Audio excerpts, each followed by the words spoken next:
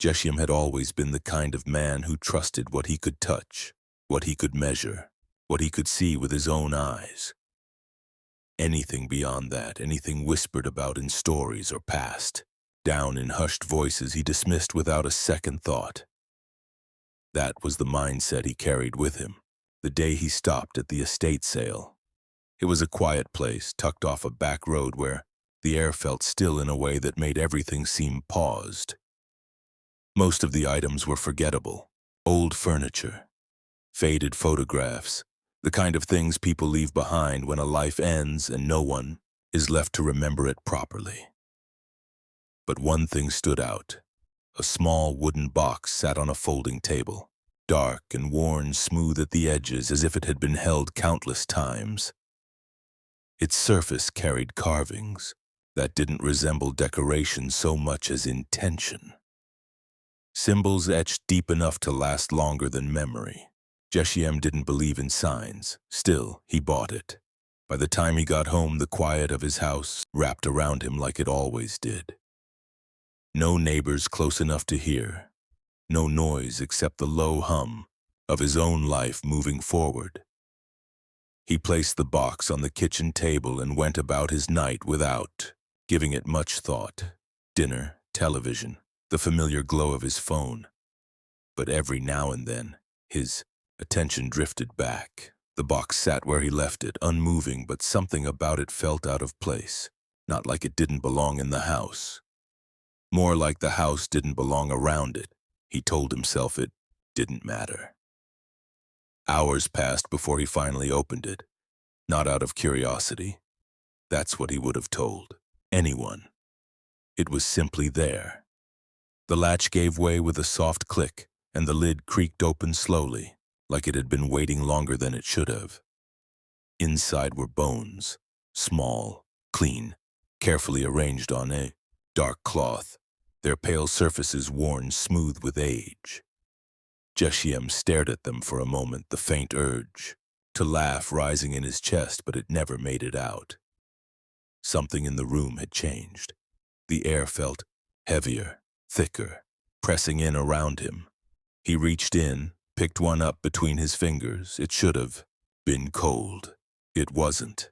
The warmth startled him more than the sight of it ever could, and that's when the first thought came. Not his own. Something quieter, deeper, sliding into his mind like it had always been there. It wasn't a sound. It didn't pass through his ears. It simply appeared. A presence, forming into meaning. The moment it settled, Geshem's body went still.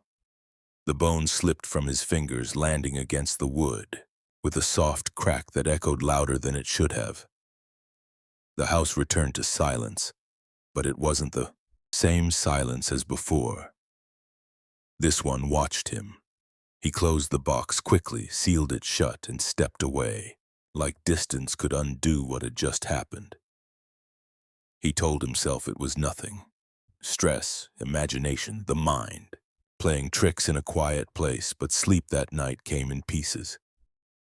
Every time his eyes closed, the feeling returned, not movement, not sound, just the certainty that something stood in the room with him, waiting. At 3:12 in the morning, he woke up without knowing why. The air felt wrong again, the kind of wrong that doesn't explain itself. From the kitchen came a soft tapping sound, slow, measured, like something small, striking wood again and again with purpose. Geshem told himself it was the house settling. Old structures always made noise. Pipes shifted, wood expanded, but the rhythm didn't change. It grew clearer as he moved toward it. Step by step, the sound guided him down the hallway until the kitchen came into view. The light was off, but the shape of the table stood out against the dark. So did the box, open. He knew he had closed it. He remembered the latch, the sound, the finality of it now. It sat wide open as if it had never been shut at all. The bones were no longer inside. They were spread across the table, arranged in patterns that didn't feel random, not scattered, placed, each piece positioned with intention, forming shapes that carried meaning just beyond his understanding. Jeshiam stepped closer, his heartbeat rising with every inch. The pressure in the room returned heavier now, pressing against his chest, making each breath feel thinner than the last.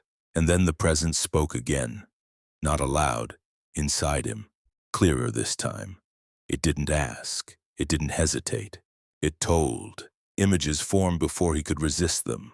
Chains digging into skin, bodies pressed together in darkness. Dirt falling, not in handfuls but in waves. A pit not meant for burial but for disposal, no markers, no names. Just people reduced to silence beneath the ground. Jeshiam's stomach turned as the understanding settled in. This wasn't something distant, this wasn't history he could separate himself from.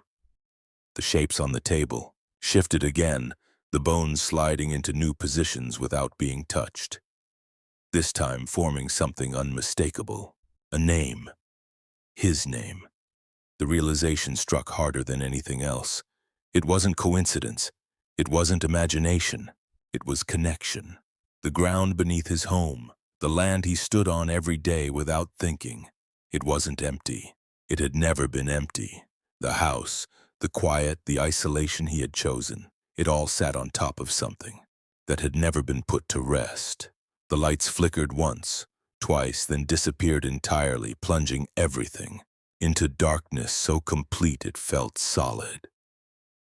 And in that darkness the voices came. Not one, many, layered over, each other rising and falling like waves that refused to break. They didn't scream. They pressed against his thoughts, against his chest, against his very sense of self. The demand wasn't loud, it didn't need to be, it was certain, unavoidable, the kind of certainty that doesn't fade when the lights come back on. And when they did, everything looked exactly as it had before. The bones were back in the box, neatly arranged, still, silent. Morning came, but the house never felt the same again. Jeshiam avoided the box, avoided the table, avoided even letting his eyes rest too long in that direction. But when he stepped outside, something pulled his attention downward. The ground beneath his feet wasn't as smooth as he remembered. Subtle shifts, slight unevenness, the kind that only becomes visible once you know to look for it. Like something had been disturbed long ago and never corrected. That night he didn't open the box. He didn't have to. Because some things, once they've been heard, don't wait for permission to speak again. And this time, Jeshiam didn't try to ignore it.